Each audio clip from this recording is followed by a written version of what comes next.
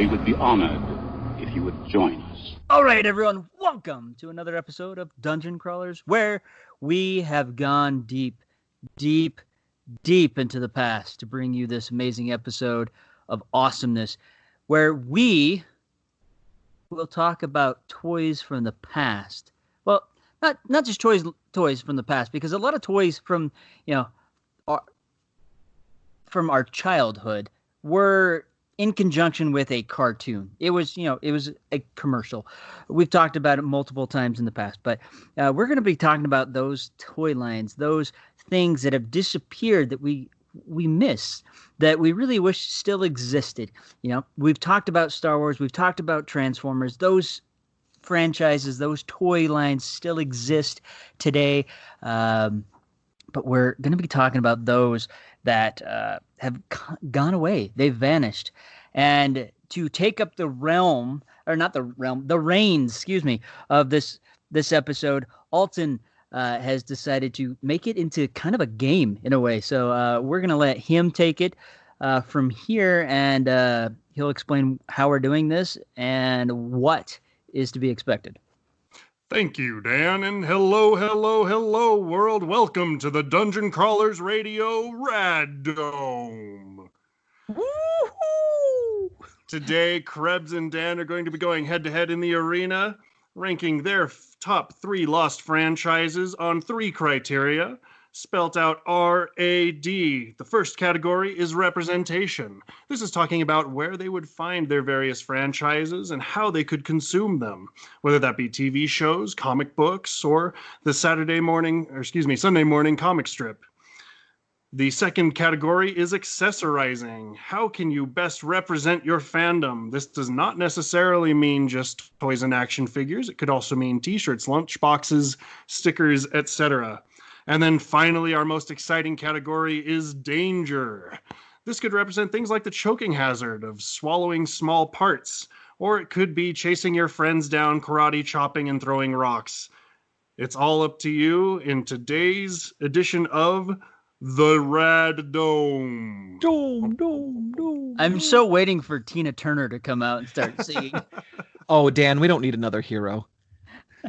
Well, she didn't sing that song, but I'm just thinking like Beyond the Thunderdome. Oh, did she sing that one? Yeah. All right. Well, that's part of the lyrics for Beyond Thunderdome. Oh, okay. Sorry, totally messed up. It's okay. It's all good. Okay, friends. So before we sat down today to record, both Dan and Krebs each selected 3 of their favorite lost fandoms. We got them divided into 3 rounds in which we're going to score them on the 3 categories being representation, accessorizing, and danger. And in a pregame roll-off, Dan won the right to begin round 1 representing Teddy Ruxpin. That's right, Teddy Ruxpin. I'm sure many of you remember this lovely, lovely bear that had a giant cassette player in its chest. And not only that, you had to put the tapes in the back. And then as it would play, he would move his eyes. He would move his mouth. He would talk and tell you the story. This was before we had audiobooks. This was awesome. So representation, remind me, this is where you could find or where you could consume material of Teddy Ruxpin, right? Exactly. So besides buying the toy at the toy store, there was also a cartoon series in 86? 86, yes. It was 86. Where you were able to get a Teddy Ruxpin. And a lot of people thought, a lot of kids wanted one, but then when they got one, it was really creepy. It was kind of creepy, I'll admit that. Especially if you put in tapes that were not designed to be kids' storybooks, like AC/DC, some Guns N' Roses. Teddy kind of went a little crazy, but people loved it. So yeah, it came out late 85. It got really popular in 86, but there was a cartoon series that you could do and watch. The Adventures of Teddy Ruxpin. Not only that, There, Wendy's, the restaurant, was contracted, and you could get Teddy Ruxpin themed prizes in your kids' meals, which was pretty awesome. And not only that, there was the Teddy Ruxpin's characters from the cartoon series joined the Ice Capades that would come through. So that's pretty much where you could find them. The cartoon series was very short-lived. It ran in 86 and 87. And then the tapes that you could buy with the additional stories of Teddy Ruxpin and his friends. Those are the ways you could pick that up. Accessories, right? Now that's the next one. Yep. So Accessories, yeah. Teddy came with extra outfits. You could buy the flying outfit, the hiking outfit for both him and Grubby. He had a nightshirt. He had a raincoat, a Christmas outfit, because everyone has to be dressed for Christmas. A sleeping outfit. Both him and Grubby had one. A summertime outfit, a tuxedo that came as a box set with a separate tape of love songs, because everyone needs to hear Teddy, singing some love songs. A winter outfit, and, well, because, Teddy was pretty heavy with that giant speaker and cassette player. He also needed a workout outfit. He needed Boy, howdy. Balance. So choking hazards didn't really have any choking hazards because everything was sewn with inside the bear. He was pretty solid. He was heavy. Probably the only hazard you had is when you dropped it on your foot or any part of your body and it hurt. You might as well have been dropping a brick. I hope you don't mind me weighing in on this for just a second, but those who never saw Teddy Ruxpin, think of it as like a teddy bear, almost Winnie the Pooh shaped in architecture and sculpt, but inside was a full-sized 1980s monaural tape player. Yep. And along with all the electronics to control the eyes and the mouth, and just like it was like an at-home Chuck E. Cheese attraction. And if you dropped that, it was fatal. This is what I've always. Everyone knows what Five Nights at Freddy's is. That's Teddy Ruxpin that got left in a closet for several decades, pretty much. Yeah. Kind of creepy, but when he was telling you a story about his adventures, it was cute and lovable. But otherwise, if you put anything else inside of him, he became creepy and weird. And his eyes always were staring at you, no matter where you were in the room. But this was pre-Furby. Pre-Furby. Pre-Furby. But, there was just something lovable and adorable about having a bear that would tell you stories. And I wish he was still around. Excellent. Well, I do have one clarifying question before I move on from you. You mentioned this very important love song bundle. Yes. And I assume that some of these outfits did come with their own tapes. Now, here's the question. Is it like Kid Bop style, re-records of... So the tuxedo one was the only one that came in a special box set with the love songs. Okay. The rest were just separate outfits you could buy to accessorize him. But... you could buy a bunch of different adventures and storybooks. So it came with the book and the cassette, and you could put the cassette in and follow along in the book. But everything with Teddy cost extra, and Teddy wasn't cheap at all. So hard to find. This was also pre-Build-A-Bear too, where you could build your bear. So he wasn't cheap. And his outfits cost extra, and it was just kind of crazy.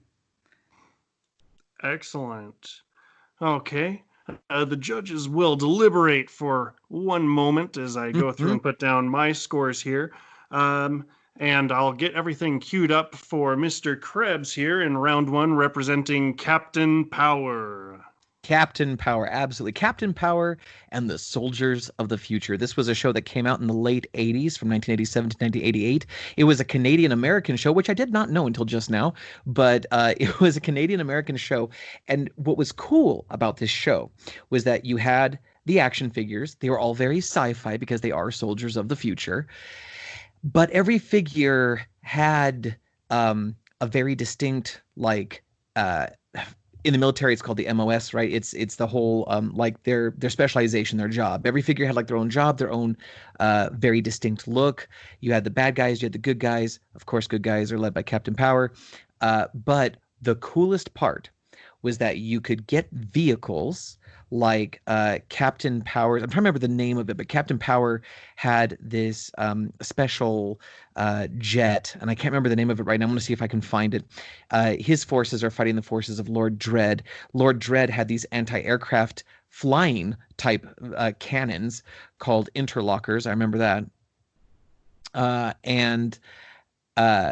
If you had either of these vehicles had on them the jet, for example, had a pistol grip and a trigger underneath the jets. You would put the figure in the cockpit and close the canopy. You would then watch the show, which was a live action show with very interesting like visual effects. I don't think they had any CG yet at the television level, because at the late 80s CG was reserved for film and it was very rare. But they did have special visual effects where you'd have these sort of like red and white blinking objects. And what would happen is, as they approached the TV, you could shoot at them with your jet or the interlocker, if that was the one that you had. These toys had both an emitter and a receiver. And in the age of at-home laser tag, this was sort of like an alternative iteration of that. And as you shot at the TV, it would keep an internal score on your vehicle. If you did it at the right time, you were fine. If you failed to hit the target, as it were, then the sensor on the toy would pick up the blinking from the television and it would score a hit on you. And after 3 hits, your canopy would pop, your seat would eject, and your figure would fly away because your vehicle had been destroyed. If you had a couple of these vehicles, you and your friends could load your figures up into them and chase each other around the house laser tag style, shooting at each other. And once you hit each other, once someone got hit 3 times or 5 times or whatever the score was, their canopy would pop and they would lose the figure would go flying across the room, and then you disabled them. So you had the show, which was live action and cool for its day. You had the toys, which capitalized on sort of like the popularity of G.I. Joe as well as the sci-fi-ness of Star Wars. And then you had laser tag elements in the vehicles. So all around, very cool. This was also during the era of games on VCR. So you had VHS tapes. You could get missions and episodes on tape, and you'd put them into your VCR, and it was the same concept. You shoot at the TV and you score points. You can check your score at the end and all that stuff. So considering that it was the late 80s, this was a pretty impressive toy line in terms of their ambition. The show lasted for 1 season, immediately got canceled. There were lots of there were criticisms about this show, and they felt that even though it was it was an attractive show for kids, it still had some pretty heavy storylines. It was kind of a dark post-apocalyptic show. This was in the late 80s, and so there was a lot of delicacy around making sure that kids' entertainment stayed safe. If you ever watched the original G.I. Joe cartoon, they could shoot lasers at each other all day long. You would never see anybody die unless it was the movie, and even then they rolled that back, and we talked about that in a previous episode. And if they blew up their jets in G.I. Joe, they would somehow instantly eject to safety somehow. But Captain Power was kind of a dark post-apocalyptic show that was meant for kids and adults. And so because of those criticisms, that show got canceled really quickly. So in terms of representation, it showed up as a show, of course, as a toy line, and as a play-at-home VHS series of games between the toys and the tapes. In terms of accessorization, we talked about the action figures, and every action figure came with their own special weapons. I also happened to have a set of binoculars, full-size binoculars that were Captain Power style, but they also had a special lens that you could detach from the top of the binocular and put on the end, and turned it into a very low-power microscope. So you basically have a macro lens instead of a binocular lens. And I never had any clothing. I do remember lunchboxes. So you had some like basic accessorization, but the focus was really on the toys and the VHS cassettes. That was where it was at. And then finally, the danger. Pretty standard choking hazard when it comes to toy figures with weapons, but I will give them the credit that most of the weapons were rifles. And so instead of just being tiny pistols that you could choke on, it was much larger and harder to choke. However, Captain Power's best mate, which was Major Matthew Hawk Masterson. Hawk, he had this one rifle that was really cool, but at the end of the rifle was basically like a missile. He was basically like a self-contained jet guy. He had like a jetpack with wings, and he was very cool. But his rifle was like a small missile launcher, and had I chosen to chew on that, I could have eaten the missile. And so it doesn't eject on purpose, but you could just bite it off, and that would have been a choking hazard. So I would say nominal choking hazard. And of course, when you're playing with a fighter jet and an interlocker and you're rushing up on your friends, or you come around the corner, there's always the danger of bashing each other in the face, but these did not have rubberized ends on them.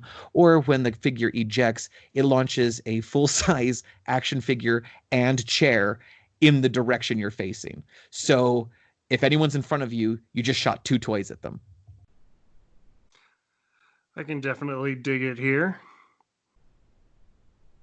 Okay, I'm putting down some touches here, and I will let each of you retouch each of the points as I go back over it and amend anything if you have remembered something as the conversation has gone on or would like to add anything to the end, but I've tried to write down the highlights as we go along.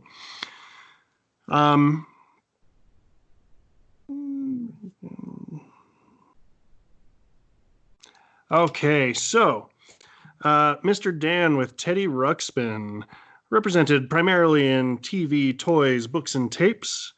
Accessorizing with outfits, the Love Song bundle, which is a notable exception, and the critical piece that you could put in any tape that you like, which means that not only is it dangerous because it's heavy, but it may also kill you in your sleep as you play devil music falling asleep. So I've added some bonus points to danger for that. And then Krebs representing Captain Power over here. Toys, vehicles, and TV show, all of which are integrated with the game, which is pretty cool via VCR tapes.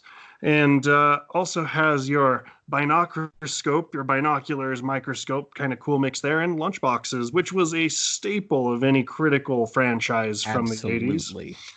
And then finally, as far as danger for Captain Power goes, I'm going to say adult themes, rifles with missiles on the end, and the ever-present run and gun. It's funny how they always tell you not to run with scissors, but they never tell you not to run with a gun. Always and forever. First to you, Dan, are there any amendments that you would like to point out, or any bonus points that you would like me to account for? Dan, you are currently muted. Try one more time. Yay! I turned the mute on so that I wouldn't make any noises. Yeah, the one thing that I completely forgot is, you could find Teddy Ruxpin on lunchboxes. You could find him on notepads. That was kind of the main theme back then. Like, everything got plastered to everything. So you could have your own little mini thermos in your lunchbox that had Teddy on it. You could have the lunchbox. You could have the notebooks. Yeah. So that's the only thing I'd amend to that. Excellent. And Krebs, in regards to Captain Power, anything else for you there? I'm pretty happy with that representation. I suppose the only thing I would throw in there is if you go to the Wikipedia about Captain Power, it talks pretty extensively about the presence of adult storyline content, and really paints the picture of how dark this show got, even though it was meant to target children, which is what led to its ultimate cancellation. Apparently, there was an attempt at a reboot not that long ago, actually. There was a reboot attempt in 2012, I believe it was. And I did forget to mention that in '88 they did make a PC and Commodore 64 video game that I never knew about until just now. Ooh, excellent. Okay. Now, for all the viewers at home, as well as for you two fine gentlemen here on the call with me, it is important to note that the only opinion that matters is your own. At the end of the day, if you love these things, it's up to you. But because I am a fan of ascribing arbitrary numbers to clearly subjective ideas, we're going to go through and give each of these a score, and I also have bonus points to award at the end of the episode as we tabulate. But I would like each of you to give just a numbered score between 1 and 10, with 1 being super lame, let it die, with 10 being we absolutely need this back no matter what. Dan, for Teddy Ruxpin, how would you rate it? A 2. A 2, okay. And for, am I allowed? I propose that we weigh in on both candidates, if yes, that's okay. That's precisely what we're doing. Yeah. Oh, so, yes, Krebs, okay. I wanted to get your thoughts on Teddy Ruxpin too now. Especially in the modern era and what they've done with other toys like Furby, which I think is Demon Spawn, mind you, but some of the technological updates and everything, I think Teddy Ruxpin could enjoy a very brief revival. I'm going to give it a more generous 4. A 4. Thank you very much. Well, I mean, if he's updated to a lighter concept like an MP3 player within him, of course, that would be higher. But if it was the original Teddy, yeah, it's definitely a 2. Because no, I'm thinking like original concept, just updated so that the eyes are like LCDs and things like that. But it'd be a lightweight, all flash memory. You'd have USB. You'd probably have Wi-Fi or Bluetooth. I mean, come on, the accessorization level at that point is super high. But in terms of like staying power and would kids really be that into it? Probably still at a 4. No. Yeah. But here's the critical piece. If it came back out, then everybody could listen to us talk through Teddy Ruxpin. That could be cool. That could be cool. Get like 3 different Teddys and they all speak in each different voice. We could release multi-tracks that you just sync. That would be amazing. See, now the 4 is starting to creep a little higher just for the coolness factor. I'm going to stick with the 4, but there are some possibilities here. Yes. Okay. And then you can dress each one of them differently. Yes, absolutely. It's true. Okay, and then Krebs, please give us a score for Captain Power. Again, sort of taking the old toy, bringing it back into a modern context.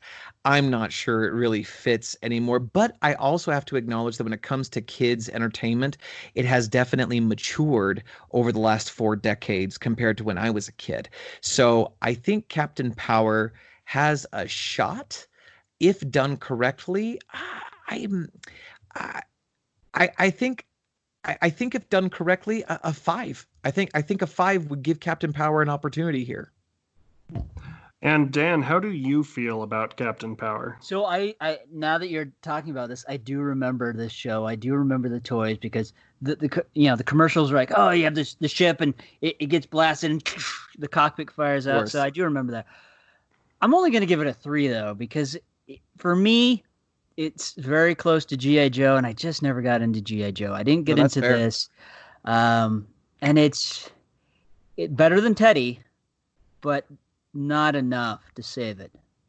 I was trying to decide between a 3 and a 5, and I went with a 5 just being the optimist that I am. But I think 3 is a reasonable number. Okay.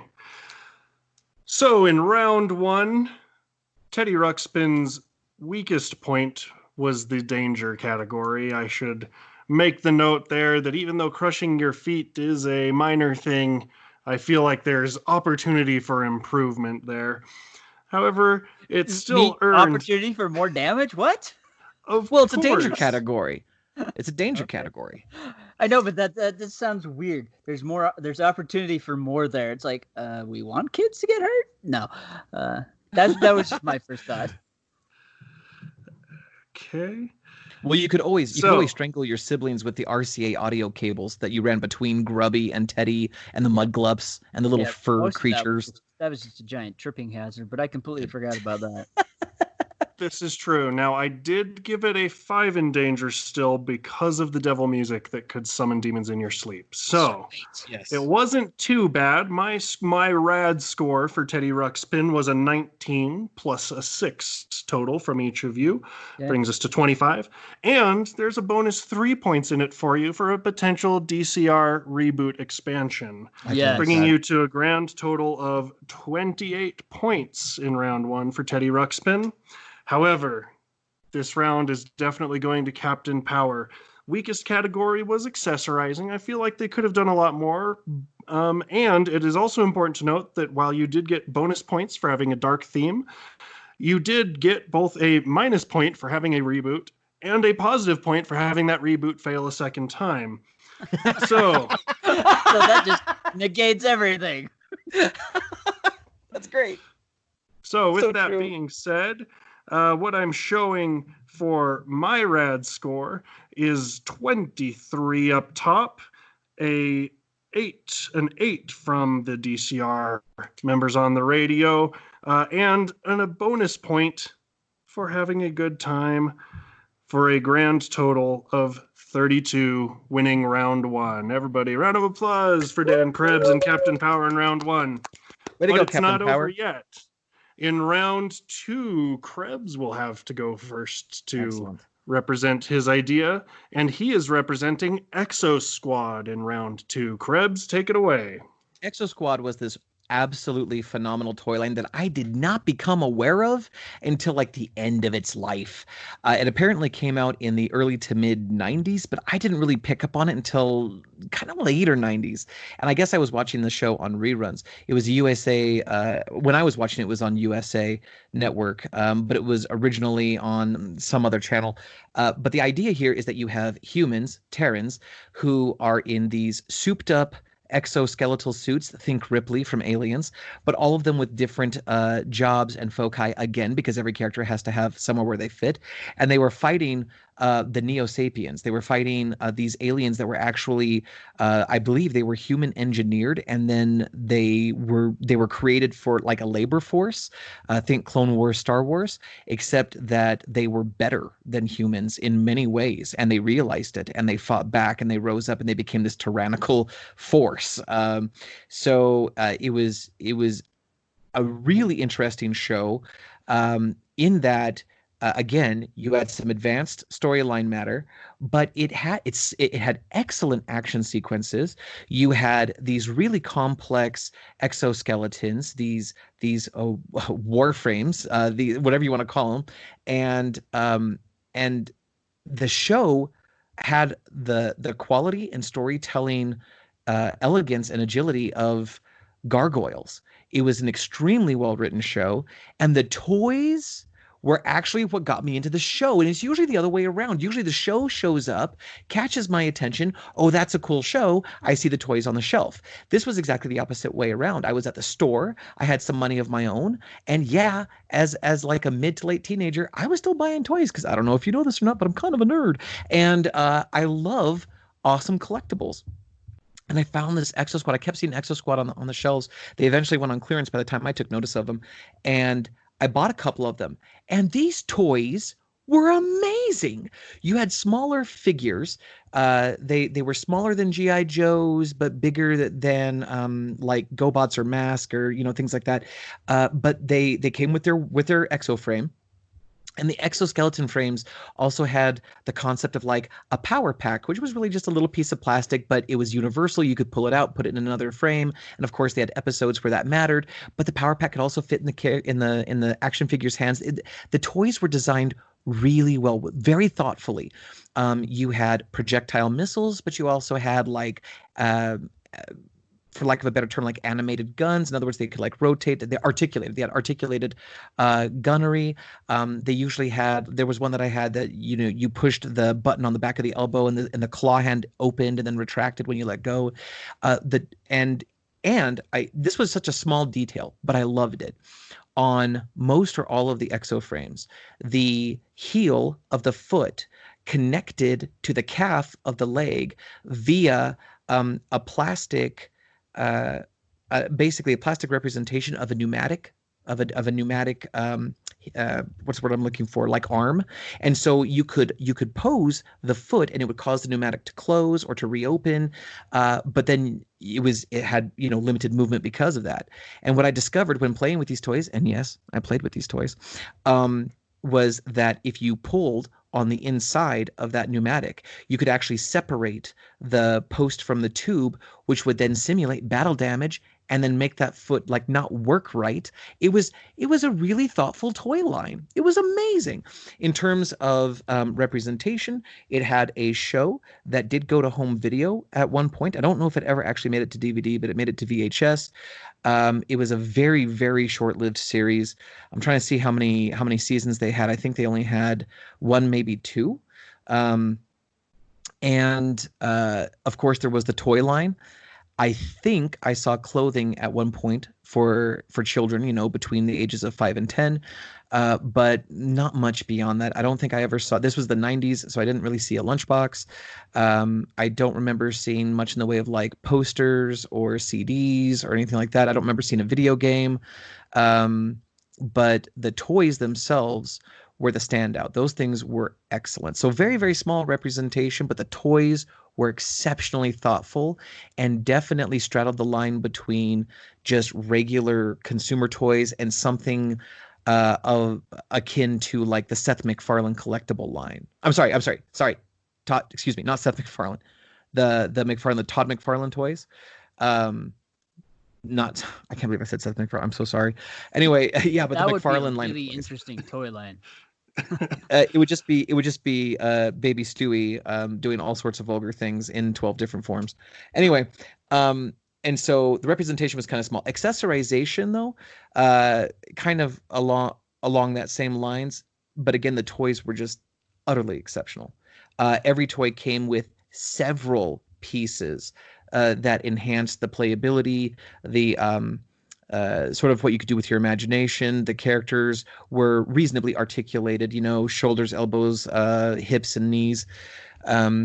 And as far as danger is concerned, definitely higher on the choking scale. They did not mind putting in details, small details, that could definitely lead to choking if not handled correctly. And with all the projectile missiles, you better be wearing something to protect your eyes.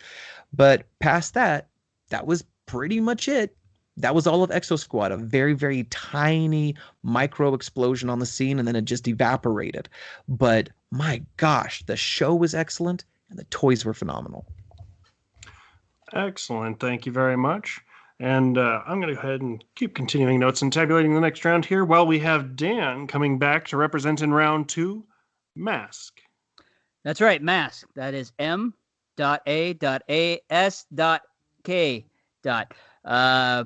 So this was kind of a really cool franchise. Not only did it have its own television show, but these figures also had a crossover tie-in with G.I. Joe, as well as the Visionaries, another cartoon series back in the day. They were on. It only lasted for 2 seasons. They had 75 episodes, though, between those 2 seasons. Yeah. And which was quite a bit. This was a short-lived series, 85-86.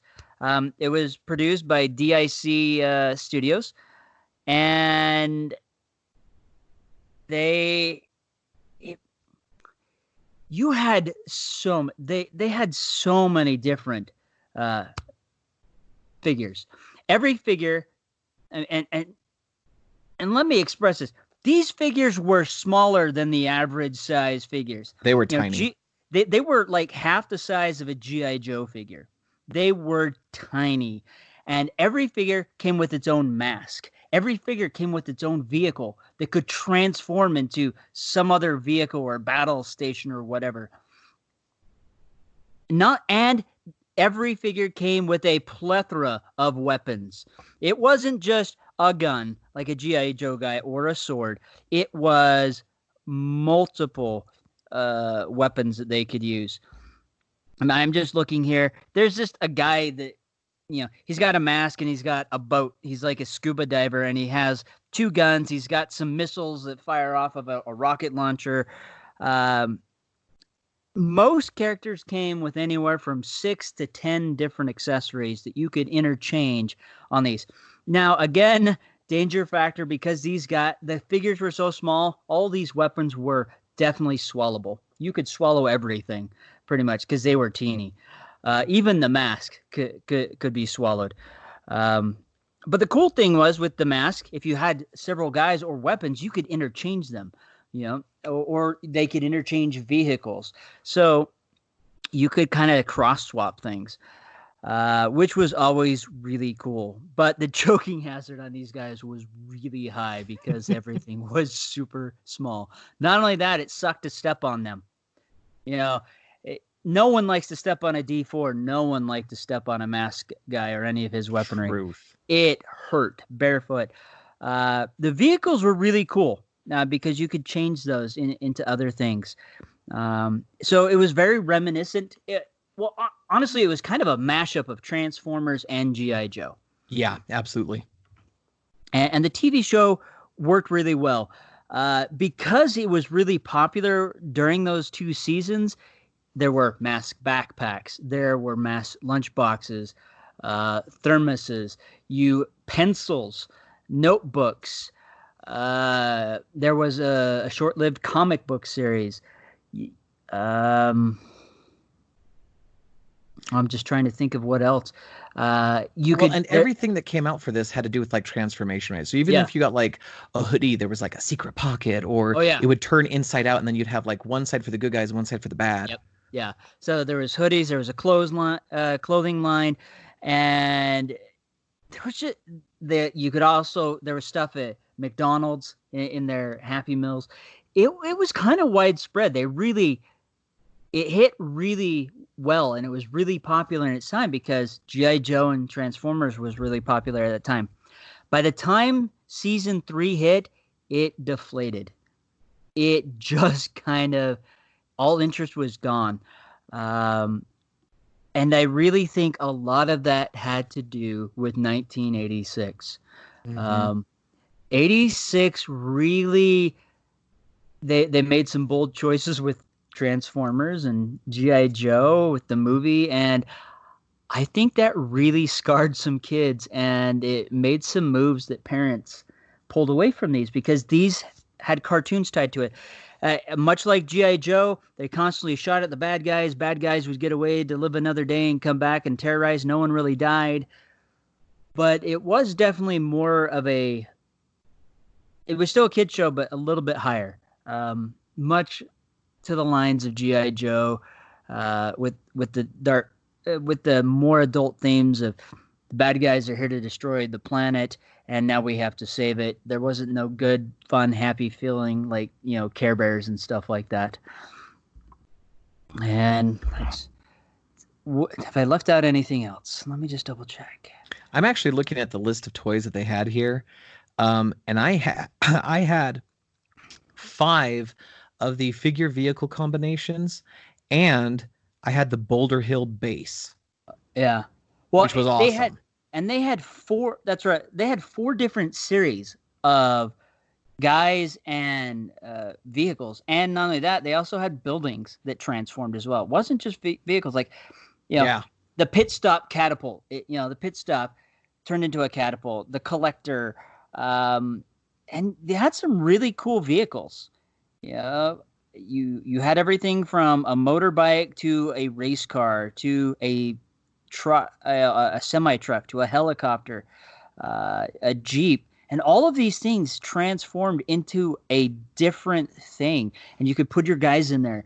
And it was just, I remember I had several of these, and they were just so much fun because you're cruising along the car, and it's like, oh no, so-and-so's flying away. That's not a problem. And it turns into a flying vehicle.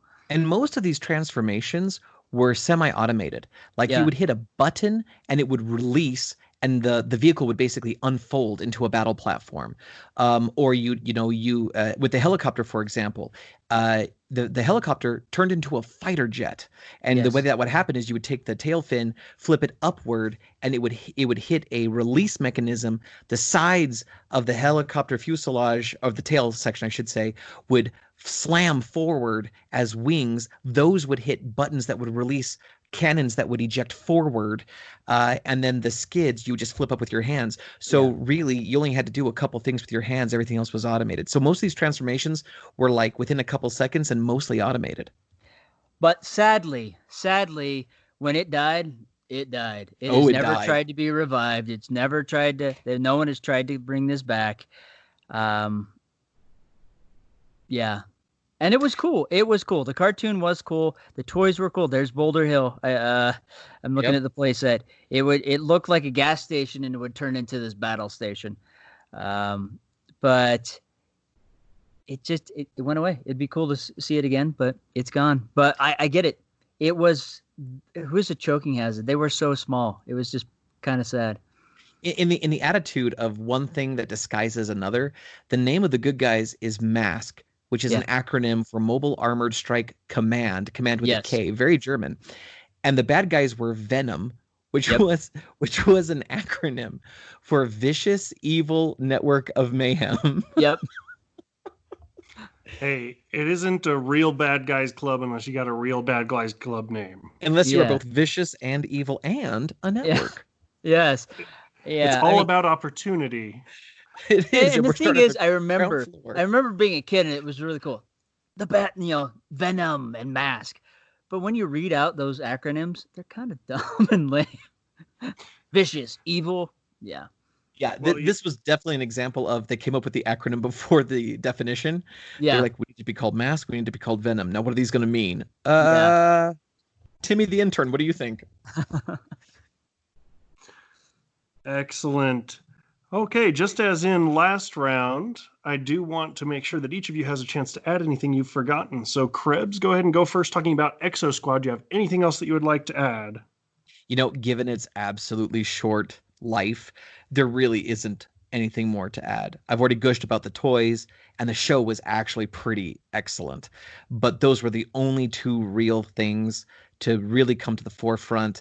I'm just double checking here to see if there was anything else. Oh, apparently it did land on DVD in 2009, but that was almost 10 years after the fact, 15 years after the fact. Oh, so that's more like a sort of like a revisitation. There was a Sega Genesis video game. Sega Genesis, very popular in the 90s. I actually still have my rig behind me, actually. But there was a Sega video game for the Genesis platform, and there was a comic book that lasted for at least a year. And apparently there was an interactive movie book. I don't know what that's supposed to mean in this case, and a board game. So there was a little bit more merchandise than what I thought, but really in terms of prominence, it would be the TV show and the toys, and everything else was just kind of clutter in the background. Excellent. Thank you very much. And then Dan, talking about Mask. Anything else you'd like to add? So Mask did as well have a Commodore 64 video game. Mask. It had Mask 1, Mask 2, and Mask 3. Holy smokes! Yeah, video games. Let's see. It was also released out on VHS. You could get that to watch your episodes as well. I forgot about that. But the final thing that I think is really cool is the 4th series run. They had a vehicle called the Split Seconds. It actually split into two, and it came with 2 action figures. One action figure was transparent, so it was a hologram of the featured character. Yes. And it was the first toy line to do that. Very cool. Yeah. I think that probably is going to get a bonus point for a first. I feel pretty good about that. Yeah. Okay. Gentlemen, it is important that we ask. Krebs, give us a number from 1 to 10 for Exo Squad, with 1 being never again and 10 being I need this tomorrow. You know what? I'm trying to decide between 2 numbers, but let me say it this way then. I think the concept of Exo Squad in the wrapped up in the current zeitgeist, the explorations that we've made with things like Titanfall, Warframe, and other even Avengers and Iron Man, and the technology that we have now, I think we could profoundly improve upon what was already there. And if they come with their original quality, both in terms of narrative and product design, I think it could be a slayer on the market. Now I've talked myself into it. I'm going to go with a 7. A 7 from Krebs. Dan, how do you feel about Exo Squad? I'm going to give it a 6. I do think we are primed and ready. If they were to bring it back, it would work now because we've had a lot of those type of movies that did really well. Pacific Rim, we saw mechs in The Matrix. We're kind of in a place where giant robots work for us. Exo Squad is a little bit ahead of its time, but I think right now, with the mechanized robotics, I think it would do really well. It would need a cleanup, a tune-up, but I think it could do well, even showing up on Netflix or anything like that. So I think a 6 would work well because I would like to see it. And it's definitely not down to Teddy Ruxpin's level. That's for certain. Because it was, I remember the cartoon, I remember the toy line. It was fun, but it came at an odd time. It was definitely in the era of Transformers where that was my main focus. But looking at it now, I think it could survive. I think it could do well now. I'm going to throw this out just as like a cherry on top, if you don't mind. But one of the things that we could do now that we really couldn't do before is a build your own mech custom toy that you could go online and order. You could choose from various attributes and create your own mech and figure for a little bit more of a premium price than just the pre-box stuff. But we could make a DCR, now that we're going down that line, but a DCR themed mech, or, each of us could make our own stuff. And that's something we could do now, especially with 3D printing that we could never do before. Well, yeah, I mean, you could have your, if they brought it back as a toy, you could have your bare bones, basic, action figure based on the ones you see in the show. But you could also, you can mix and match parts for a little bit extra. You go onto their website, you select the parts, and you have your own special custom mech. Upload your facial pics, profile front and other profile, and then you make have your own action figure. Yeah.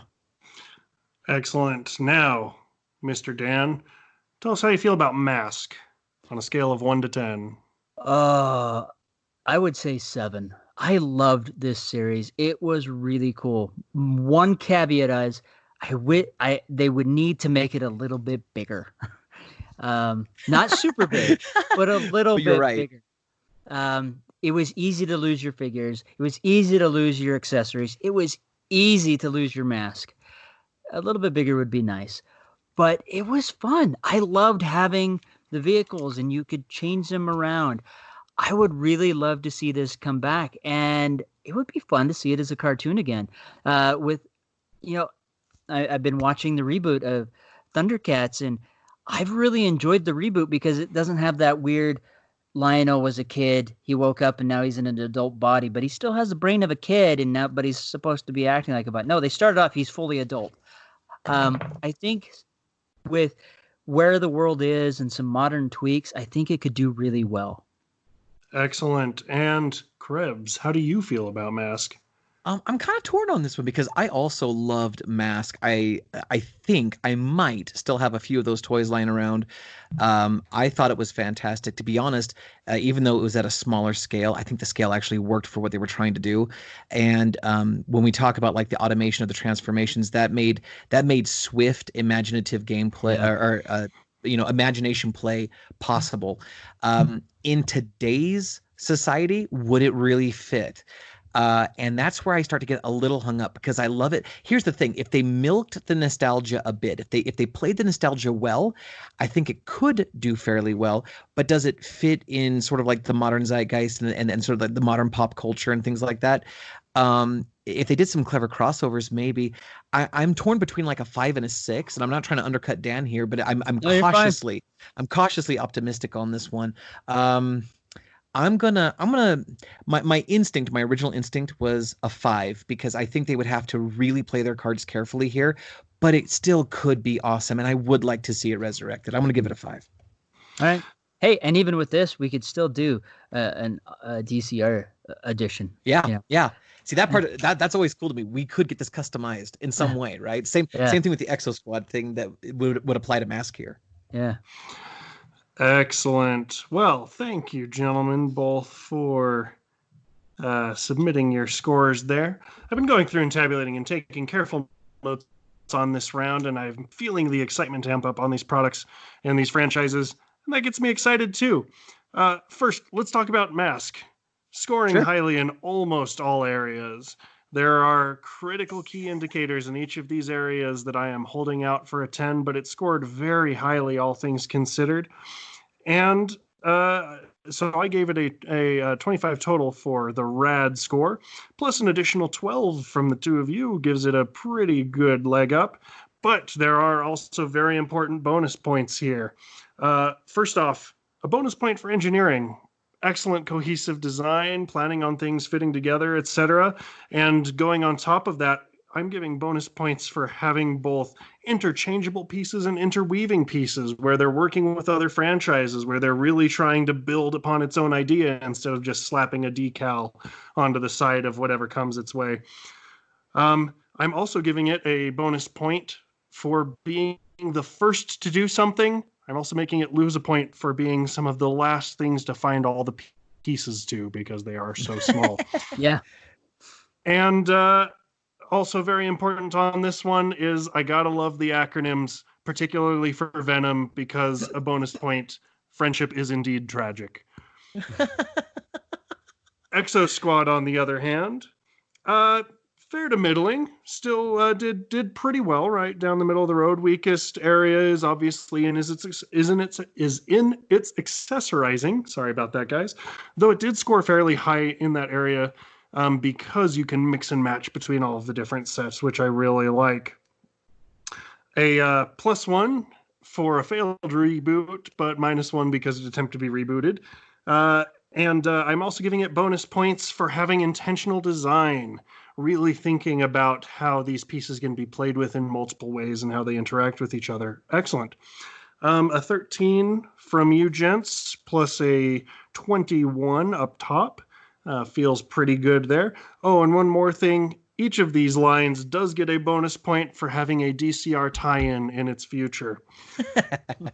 And so with that, Exo Squad comes out in second place at 37, and Mask comes out in first at 45. Congratulations to Mask. Heck yes, Mask. Yeah, Mask is and I would scoring high 100% this round. support that. Nice. 100% support. Now, as in every good fight, it's always important to get everyone's palate wet before you move on to the final contenders, and so I'd like to have an honorable mention round. And the way that this is going to work, I've pulled up my stopwatch here. You each are going to have 20 seconds to gush about your given honorable mention. I recommend that you spend the first 6 seconds or so of it giving us a one-line summary of what it is about, and then spend the rest of your time saying why it should come back to why it should come back into existence in some way or another, ending with a score from 0 to 10. You guys ready? I am ready. With Krebs currently falling in second place on the last round, we're going to have you go first. Begin at your leisure. Brave Star was a cartoon that came out in the mid to late 80s. It was basically cowboys and sci-fi married together. You had the idea of this sort of like off-planet sheriff and his horse manimal companion that would then, of course, fight against the forces of evil and various thieves. It was very, you could almost look at it like the Magnificent Seven, but with sci-fi tie-ins. In fact, the action figures themselves were about the size, maybe a little bit larger than He-Man action figures, definitely had more accessories and more articulation points. But my favorite part was that though they had a Western aesthetic to them in general in a Western context, they also had freaking cybernetics, and they had like backpacks that would extend upward and over their heads, so they had cannons on their shoulders.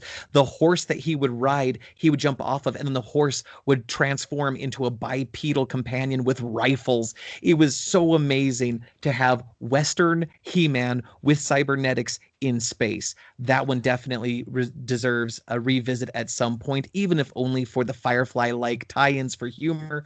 I would give it a 6 for bring this back just to see what would happen. Cool, Dan. The minute is yours.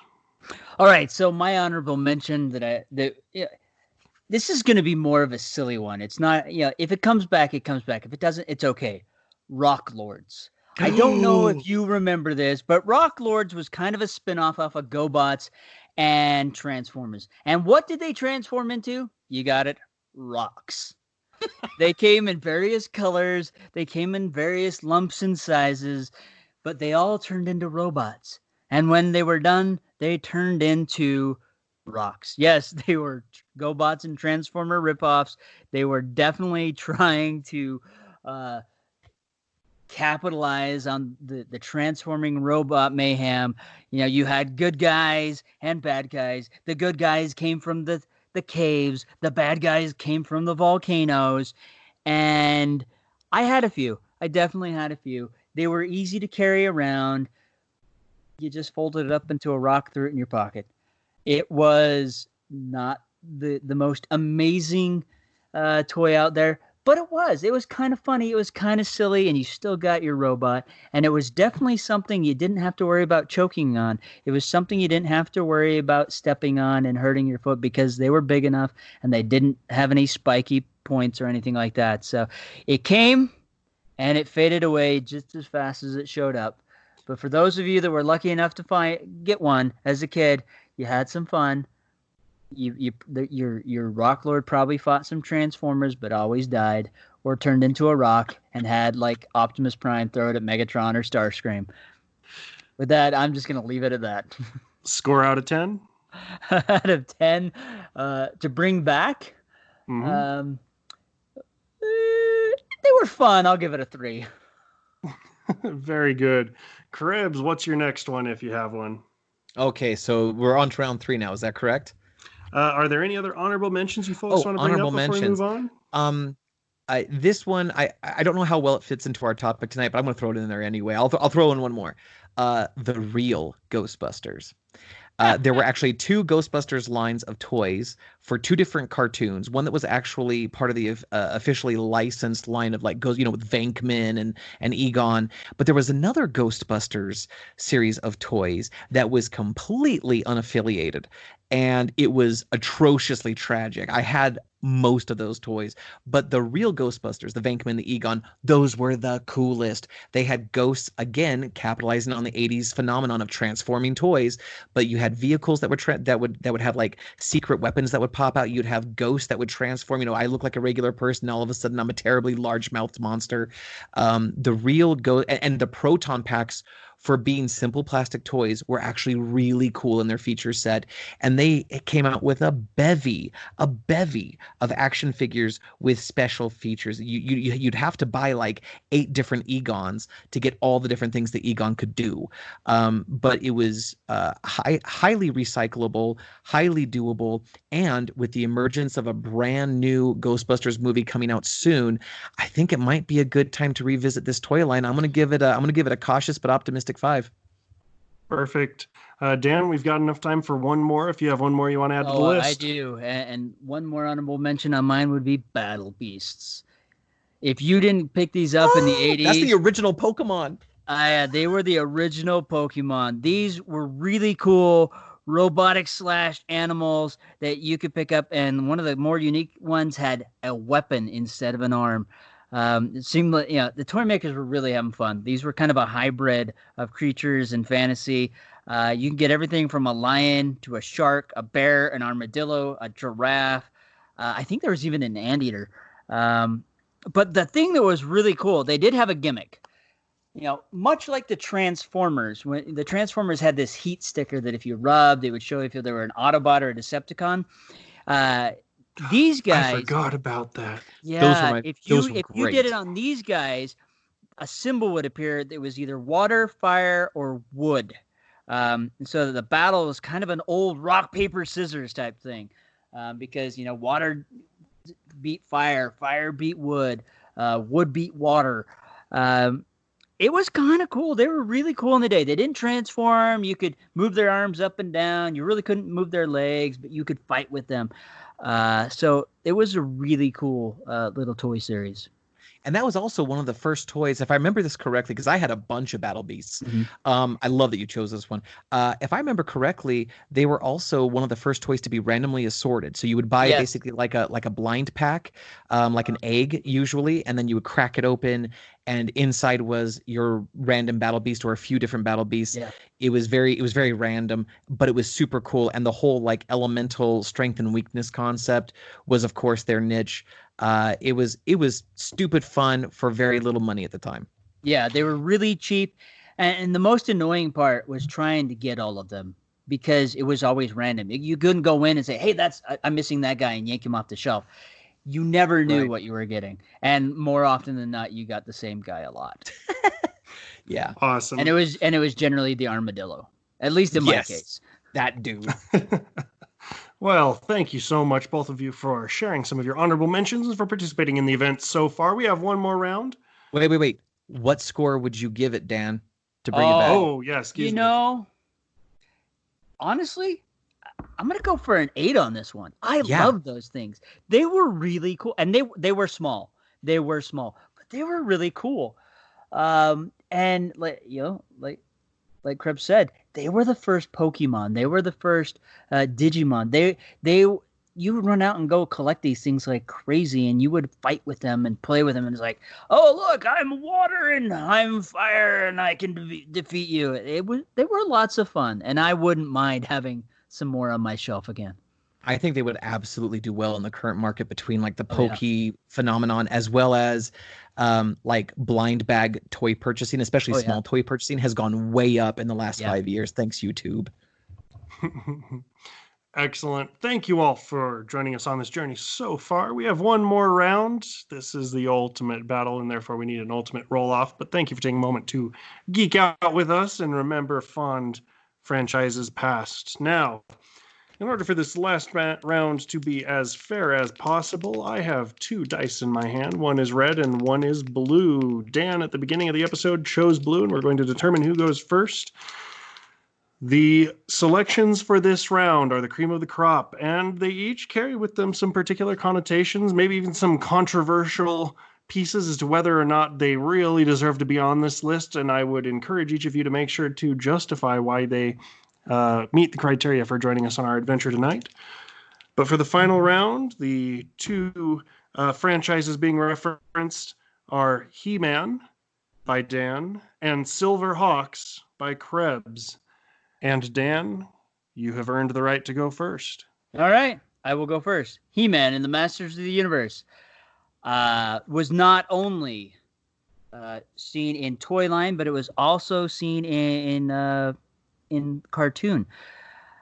The original He-Man toy line had 72 different action figures.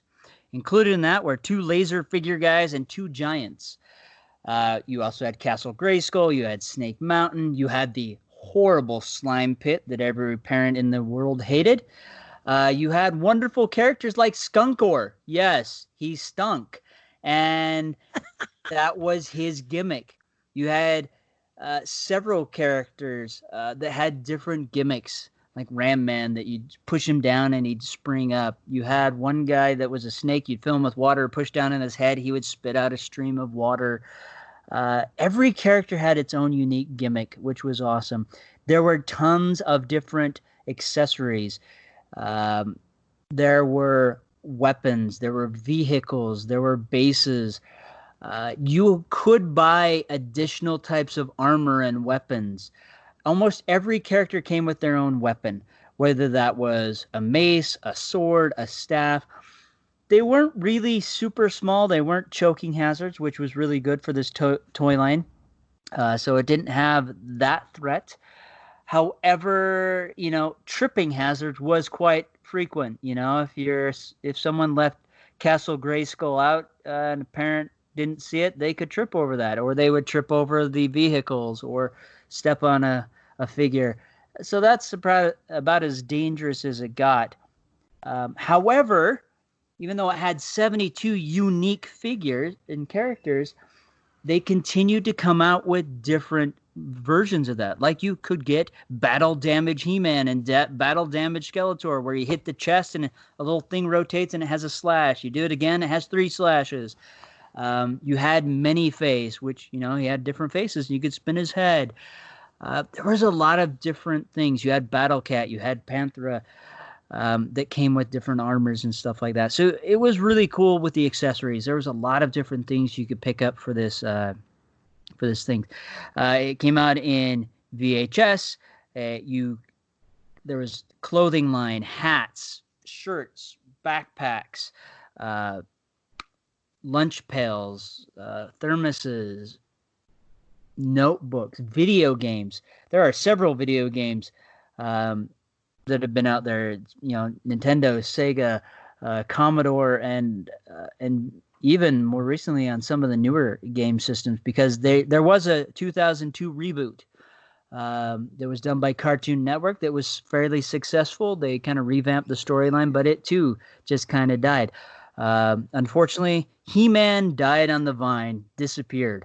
A lot of that is contributed, or at least toy makers believe, because girls started liking He-Man, and well, it wasn't cool for girls to like the same toys as boys, and so they quit playing with them.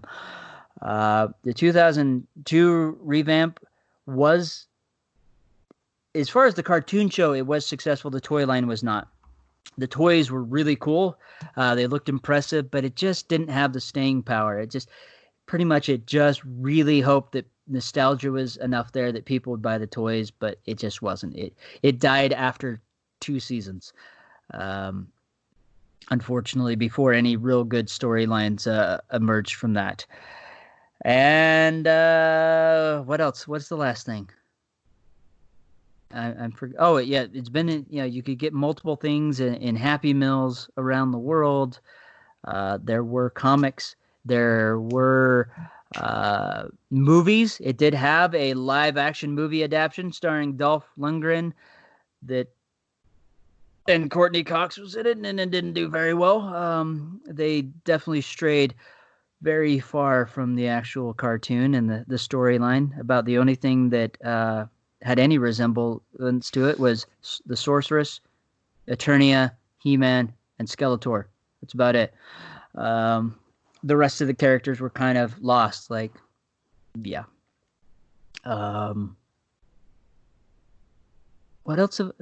feel like I'm forgetting something, but I don't think I think I've covered any other danger elements you want to hit? Really, every character had the same physique. There really wasn't much danger. I mean, the most dangerous out of any of the toys, really, was the slime pit, because the slime got everywhere. It stained everything it touched. If you got it on your clothes, you had this slime stain, and it never. That was from Hordak and the Horde. Yeah, that was like their swamp, their base. Yeah, and it was, it stained everything. It was bad, and the worst part, if you ran out, you had to go buy more, and it was expensive. It wasn't cheap. You couldn't just buy one container of it. You had to buy this box container set of it. Some of the guns, there's definitely some stepping hazard, maybe some minimal choking hazard from smaller kids. The swords were a couple, at least a little over 2 inches long, so they weren't small in nature, but there's some possible there, but the majority of it was not small enough to swallow. The very Conan-esque body builds of everyone in Eternia, where everyone had ripped abs and muscling biceps. The women were very toned and did not look out of shape in any way, shape, or form.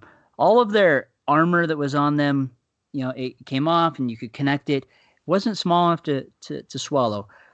But you could lose things, and if you lost things, they were gone forever. And you could buy additional accessory packs, but they weren't for specific characters. So beyond that, I think I'm going to let it go on that one. Excellent. Thank you so much. I'm going to go ahead and start to tabulate some of this over here. And Krebs, talk to us about Silverhawks. Silverhawks is one of my all-time favorite shows from my childhood. Again, here it is, short-lived, but that's sort of like the theme of tonight, right? That's why we talk about this. In fact, one of the things I love about this show is that so few people even remember it exists. Do yourselves a favor. Go on YouTube, find the intro for Silverhawks, and watch it through 1986 metaphoric goggles on your eyes, because it was awesome. And watching the intro gives you everything you need to know about this show. It is about a spacefaring police force of sorts called the Silverhawks, where every character is, as they say in the show, partly metal, partly real. And these are all characters who were stalwart soldiers or specialists in their field. They were they either gave themselves to the program or they were injured in some way and had to be saved, very RoboCop-esque. But they ended up with almost all metal bodies. And when they would be off duty or when they'd be talking to each other, their faces would be revealed. When it was time to go into combat, they would wipe their hand in front of their face, like someone who does that little funny uncle trick where they like swipe, they're smiling, they swipe their hand in front of their face, now they're frowning and they swipe back up. But they would swipe their hand in front of their face and a blast shield would materialize out of nowhere and form in front of their face, giving them a fierce look. They would clap their hands onto their hips and then extend their arms out sideways, and these cybernetic wings would be attached from their wrist to their waist, and they could fly this way. When they were in flight, they had lasers in their deltoids, in their shoulders. So they had like they had recessed shoulder cannons, so they could do aerial combat. And of course, they were highly acrobatic. You also had you had like the leader of the group, whose name is Quicksilver. And then you have the twins, Steelheart and Steel Will, a brother and sister duo. A little Star Wars there, I think. And Steelheart actually had, if I remember correctly, her heart had to be replaced. She had to be saved. And then Steel Will, he also had some cybernetic replacements, but he's the brawn and she's the brains. There was the Copper Kid, the only non-human in the group, came from a planet, came from the planet of mimes, and he speaks in tones and whistles. If anything, he's like C-3PO and R2-D2 rolled into one. But he had like a copper body in terms of the metallic color. And interestingly, they had a pilot. Even though they were all capable of flight, when they had to do like long missions or when they had to go far distance, they would hop into their giant bird-like vehicle that had separate launch pods, and their pilot was Bluegrass, a decidedly, again with the cowboy sci-fi, decidedly cowboy-esque guy. And what was extra cool about what was additional cool about this show was that every character came with a dedicated bird of some kind that represented their character, but was also like their familiar. And so Quicksilver had Tallyhawk, and Bluegrass, who was their cowboy pilot. The interesting thing about him is he didn't have the cybernetic wings like everybody else did because he was the pilot of the ship, or maybe it was the other way around. Maybe he was the pilot because he didn't have wings, but his guitar that he always rocked out on would transform into his bird, and that would be his familiar. And the birds would, of course, they were highly intelligent cybernetic creatures that matched the character persona of that individual. And they are up against Monstar. Yes, that's monster pronounced a very special way, but they were up against Monstar, who was the commander of the bad guys, and his group of toughs, as it were. And so you had like the Monstar mob. And the thing about Monstar was that he had like this eye that could shoot a laser. It was like an eye patch that would shoot a laser. But also he always wore like this crazy heavy battle armor, and his head would transform from like this almost animal alien type face into this full helmeted with spikes, really wicked visage. And he had his own bird, Buzzsaw, I think it was, or something like that. And he had all these other characters, this menagerie of crazy. Oh no, Buzzsaw was one of his guys, but anyway, he had like there was a shapeshifter named Molecular who could change into various things based on, he was a shapeshifter. He could do all these crazy transformations. The toys were really cool, even though they were a tad limited in their scope. You had the arms would always fold down, and if you squoze the legs, then the arms would eject to the side and you would see the wings. They didn't have the face plates that you could pull down, but Monstar was really cool because if you squoze his legs, his chest plate and his back plate would crack open like a clamshell, and his head on a spring would rotate 180. It would like vertically rotate on an axis 180, and he would go from like his animal face to his armored face, and that was always very fun.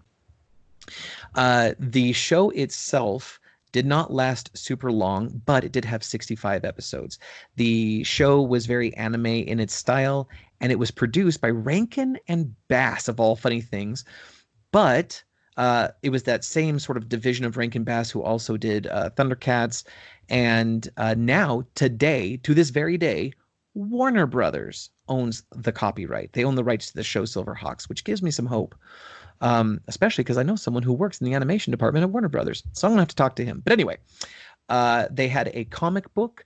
They had a clothing. They had some, clothing for kids and things like that. But they also had, they had a board game, puzzles, bed sheets, pencil pouches, so school attire, school accoutrement, and they had pajamas, and the pajamas were cool because the pajamas had wings. So when you stretched your arms out, you had wings like the Silverhawks. I wonder how many kids jumped off roofs. But anyway, it was a super short-lived show that had tons and tons of potential. The toys were super cool, and if you do a quick look on Google, there are people who remember this show fondly enough that today there are new scale models and replicas that people have built celebrating this show. So it still has some attraction. It also briefly existed as a Marvel-driven comic series. It was actually like from one of their subsidiaries, from one of their sort of like sub branches, but it was a Marvel line of comics. And in terms of danger, there wasn't much in the way of choking because all the toys were large enough that you weren't likely to swallow pieces, and they didn't really have accessories that were that small. Bluegrass did have a cowboy hat, but it had a slit in the top for his metallic mohawk, which is kind of hot. So choking is not very likely. The most dangerous part would probably be pinching. As you had some of these toys that had like openable parts and then they would close on a spring, you might get pinched a time or two. But in terms of danger, very, very low. Accessorization was medium to high, and representation, although short-lived, it was a brilliant flash in the pan at the time. So it stood out in its moment and then completely disappeared. Excellent. Now, just to make sure, with representation there in Silverhawks, I heard you mention toys, TV show, and comic. What else was there, if anything? Bedspreads, school supplies. I personally had an art kit that was all Silverhawks. It was binder style with like a snap clasp, and it had pre-printed sheets you could color, and it had all the pens, like markers, so of various colors that you could draw with. So it was like this whole portable art kit, things of that nature. So I'm going to count those as accessories because they do not expand the lore of the universe. I see what you're saying. Yeah, TV show, toys, comic book, probably where it stops. VHS, of course, but there were no new episodes. It was all the shows on tape. It's okay. It's okay. You hit the trifecta, and that's what counts. Okay. As we've done in the previous rounds, this is your opportunity for each of you to add your final thoughts, or if there's anything that you've forgotten. We're going to start with He-Man from Mr. Dan, whom I would remind to unmute before he speaks. Yes. I'm just quickly going over. Like I said before, there have been multiple video game iterations. It has had comic books, which is probably about the only place this still lives today. Is in comic book. It keeps coming back and then dying and going away, which is just really unfortunate. There were several cartoons. You had tons of vehicles, weapons, not weapons, animal accessories. You could write, you had Battle Cat and stuff like that. There have been several attempts to find any way to revive this series, and they haven't. It's kind of failed, and it's because really it hit when the iron was hot. It was perfect in that time period, but I think unfortunately it just fails ultimately. The figures were big enough that you couldn't lose them. You could lose the accessories, but the figures themselves were still a decent size. You had very various different iterations of various characters. But the biggest thing I think that just really sits out about them is the fact that even though after 72 characters and they realized they couldn't really add any more to it, they started giving you variations of those characters. Now, it did have a couple of other, every action figure came with its own comic book.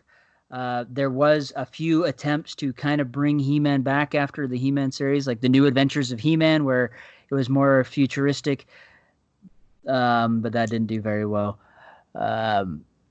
But those are the things that definitely tried to expand the lore of Eternia. You had She-Ra, which was the girl spin-off version of that, where you found out that Prince Allura was actually Prince Adam's twin sister that was kidnapped shortly after birth and by Hordak and took to his realm, and she survived there. So that added some more information to the mythos. But really, that's all that I can really say extra on there. Cool. And Krebs, what more do you have to say about Silverhawks, if anything? Oh, I rambled on for a pretty long time. I think I captured everything I needed to for Silverhawks. Okay, excellent. I'm going through here and getting some tabulations up, but while I'm in the process of doing that, Dan, how would you rate He-Man on a scale of 0 to 10, with 10 being I need this in my life tonight? I'm going to give He-Man a 9. I loved He-Man. It was a huge part of my childhood. I would love to have a Castle Grayskull over there with He-Man and Skeletor. And I know, I could probably find stuff on eBay and stuff like that, but I want I want the toys to come back. I would love to have those again. And the problem with, looking on eBay and stuff like that, a lot of the stuff is missing. You can't find everything in pristine condition like I would love to have, because yes, I would love to have He-Man in, his full getup. And more often than not, those are the first things that anyone would lose, would be the armor that you put over the figure and their weapon. The hands were always sculpted in the same way, so everything had to fit in that exact sculpt. So they didn't always fit. But I would love to have those, even if they just sit up there for me to look at, because it was fun. It was a great cartoon. Yes, it doesn't stand up very well to today's standards, but it was a great part of my childhood to watch He-Man and Skeletor battle it out and have that storyline play out every week. And so remind me, did you give me an 8 or a 9? A 9. A 9. A 9 for Awesome. He-Man, yeah. And what would you say to He-Man, Krebs? See, I'm almost on the exact opposite end of the spectrum here. I mean, not totally opposite, but I had the toys as a kid. I still have the toys. I recently went through my storage shed and I found all my He-Man stuff. And you're absolutely right. By the way, my Stinkor still makes the box smell bad. Still stinks to today. That's one thing for that the everyone record. states. For the record, the Stinkor action figure just smells like patchouli. But anyway, but the point is, He-Man was it was made into a live action film with Dolph Lundgren, and was Dolph Lundgren or was somebody else? It was Dolph. Yeah. It was Dolph. Okay, so it was Dolph Frank, Lundgren. what's his name? I can't remember his name. Not Frank Langella. I thought it was Jack. Yeah, Palance. it was Frank Langella. Was that Frank Langella? Skeletor, yeah. Okay, and and that movie, I remember enjoying that in my youth. It does not stand up today, but it was fun. He-Man was revisited in 2002 in Masters of the Universe in that reboot. And I could have sworn there was another reboot I think it was just before 2002, but I could be wrong about that. So for me, He-Man has stayed around in pop culture for so long that I don't feel like I've really had time to miss him. So for me, like, how bad do I need that to come back? Like a 3 or a 4. I'm gonna give it a 4 because I think they could do some really cool things with it now. In fact, it looks like Netflix is gearing up for a new movie or a new show that looks like it could actually be very cool. And to that end, I'm like, oh, that looks pretty hip. But how much do I need it right now? Like a 4. Yeah. No, there were several times it's been attempted to reboot. 2002 is the only time they they actually got the reboot out. And that show actually was cool. I did. I liked the reboot. They mixed the storyline a bit where Skeletor was his uncle. So yeah, I liked the route they went, and they went more into the mythos of who, why he becomes this big, powerful guy. And Prince Adam didn't look like the same person. He physically changed appearance and became King Grayskull. Cool. So I really liked the updates to that. And it wasn't as gimmicky. It wasn't as comic-y. It was definitely more of an adult. It was a more thoughtful narrative. Yeah. Excellent. Now, talking about Silverhawks. Krebs, how would you rank Silverhawks on 0 to 10? Silverhawks has had a very special place in my heart, which is why I saved it for last. For the last 35 years. And it has, to my knowledge, never been revisited. It did come out like on a very limited printed DVD at one point, just to like kind of get the show out there for nostalgia. But it has genuinely just sort of fizzled and popped off the radar, and never really came back strong. I think that with some updating, some significant with the narratives that we write now, given the context of Silverhawks, I think we could do some very cool things with that show. And I'm gonna go ham on this one, and I'm gonna give it a 9. I need Silverhawks to make a hard comeback. Now, I mean, I do acknowledge it needs a giant reworking, and I totally get that. But if we're talking blue sky, with the kind of stories that we're telling now, with the kind of technology that we have now, I'd be fine with staying animated, but a live action show could actually be very, very cool. A superior toy line. There are some very cool things that could happen here. And so I'm gonna push hard for this one, and I'm gonna give it a 9. Excellent. And Dan, tell us how you feel about Silverhawks. I remember this toy. I had some of the toys. And I don't want to be that guy, but no, be that guy. It's okay. It's a 4. It wasn't as interesting. It seemed like it was kind of the same themes over and over. These guys had guns built into their shoulders, but they couldn't. They were like stormtroopers. They couldn't hit for anything. And it does it have potential? Possibly. But is it really exciting? These are guys that are in metal, they've been injured. They're in metal suits now. And their only real power is they can fly. They don't have really superhuman strength. They don't have any special powers. They slap their hands to their hip. Now they have wings. Oh, and they have their cool battle visor when they run their hand over their face. If we updated that, maybe that would bump it up a little bit. But really, that was the gist of it. They didn't have any special powers, and it was kind of hard. I do remember the toys. They were kind of cool looking. They were, but they were disappointing because they didn't have the visor. That was the coolest part. When you just slapped the visor down, it looked like a bird face. But you didn't get that. You didn't get that in the toy, and that was very disappointing. So cool. Yeah. No, I can hear that. I can hear that. Thank you both for giving your input. Both giving a 13 to each of these franchises. Very exciting. He-Man had some very interesting strengths in this round. The biggest one of my buzzwords that I've had circled from the beginning, is breakfast cereal. And He-Man is the only one on this list who actually had a breakfast cereal. Yes. So true, so true. It was Orcos, if I remember correctly. Yep. The Orcos. Yes. The Orcos. But nevertheless, it's there. He also, He-Man is the only one on this list, to my knowledge, who has actually made a resounding presence in current retro pop culture.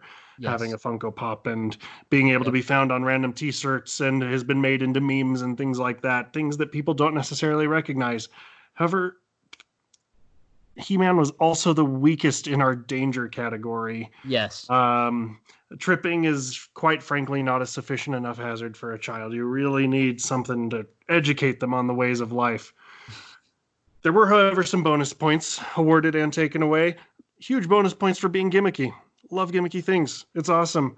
Reboots, again, plus points, minus points. They've tried and they failed. Yeah. So do I get 72 gimmick bonus points for She-Ra for being able to step out. Go ahead, sorry. I was going to say, so did I get 72 bonus points for gimmick because there were 72 gimmicky figures? The judges have conferred, and you do not understand our arbitrary point system. That's fine. But nevertheless, I do have to say, huge kudos to the creators for recognizing that there was an audience out there trying to serve it, even if it didn't end up turning out great. She-Ra was one of the franchises which I heard about growing up from my mother, whose name is Shara, funnily enough. Also, unfortunately, minus a point for confusing male image, but I also have here from the judges confusing emoji for male image. Pretty good there. 23 up top, plus the bonus points in 13 brings us to 39 points for He-Man. Well done. Silverhawks, on the other hand, middling scores in both representation and accessorizing. However, despite the fact that Krebs claimed that Silverhawks is not particularly dangerous, jumping off a roof was also one of my other keywords that I had circled from the beginning. And therefore, it got huge bonus points there. Exactly. We've got to have something to just inspire kids to jump off of roofs. Now, the caveat to that is it can't be jumping alone, right? And so there are some other pieces here. Just as I gave minus points to He-Man for still being trapped in the slime, I also gave some minus points to Silverhawks for only being about the pinch. I did give bonus points for Burb Means, as well as being an accessory to Power. Quicksilver was the name of my first fish, so congratulations for an arbitrary bonus point there. And then I also gave some bonus points for pretentious pronunciation, because why come up with a new name when you can just pronounce one in a funny way? Well, hey, wait a minute. He-Man should give that one, too. There's, so many weird names. Manny Faces instead of Many Faces. And it's Stinkor. Yeah. So some of their names were Evil Lynn for Evelyn. Evil Lynn was probably the most creative bad guy name in the whole line. Yeah. Now I rolled the weird names in He-Man into gimmicky, which got more bonus points than just pretentious pronunciation. All right. If that makes you feel better.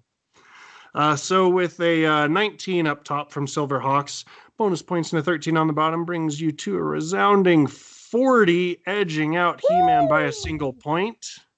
Let's talk about our winners and losers for the night. In representation, He-Man obviously went the distance as well as in accessorizing. Second place in representation was a two-way tie between Captain Power and Mask. In accessorizing, again, He-Man coming out on top, but we have Teddy Ruxpin, Mask, and Silverhawks all showing up excellently. Ooh. And then down in the danger category, He-Man in dead last, Mask in first place, going with choking hazards, adult themes of war and death, being half size and having tons of little bits of swag to just grind into dust and get into your food. Oh, yeah.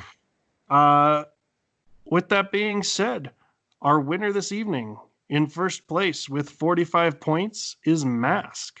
Congratulations to Mask, ye who is most worthy across arbitrary guidelines and multiple categories. Thank you all for listening so much. This has been the Rad Dome. Oh, man, what a great show. This was an extra long episode, but man, it was extra worth it. Yes, no, it went long. But no, this was awesome. We may have to do this again with other things. I like the Rad Dome. I like this a lot. And Dan, you had excellent selections tonight. You did a great job, man. No, it was fun. These toy lines were awesome. They were. Like most toy lines that come and go, there are some that are just like, wow. And it's okay. It's okay that we don't all enjoy and love the same thing. You loved G.I. Joe as a kid. I didn't really love it. But it is funny. It is funny how some things still, the fact that Stinkor still stinks after this many years is just hilarious. It's beyond belief. But this was great. I think we need to do it again, but we'll do it with other things. But it definitely works. I like the scoring. This will come back again. Sorry, it was a little bit long. We were long-winded, but that's just because there was a lot of awesome things to talk about. And hey, a big thank you to Alton for coming up with this system on the fly just before the show. That was awesome. Thank you, Alton. Yes. Great job. Thank you, everybody. Thank you. I am great at arbitrary. Yes. So we're going to have to come up with some other fantastic ideas with this, and maybe even bring in some people. Some special guests, and instead of giving a long list, each of us represents a toy line or a comic book character or whatever, and we go off with the Rad Dome. That would be really fun. Kind of do a panel style, especially with a lot of the Comic-Con stuff and the convention stuff doing virtual stuff. Man, this could be really fun, even virtually. So you may see some more Rad Dome stuff coming your way. However, check out our various mini episodes that are coming out, and we will catch you next time. And remember, friends, tell your story, whatever may come. And always remember to be epic and don't play with sucky toys. Remember, the Force will be with you, always.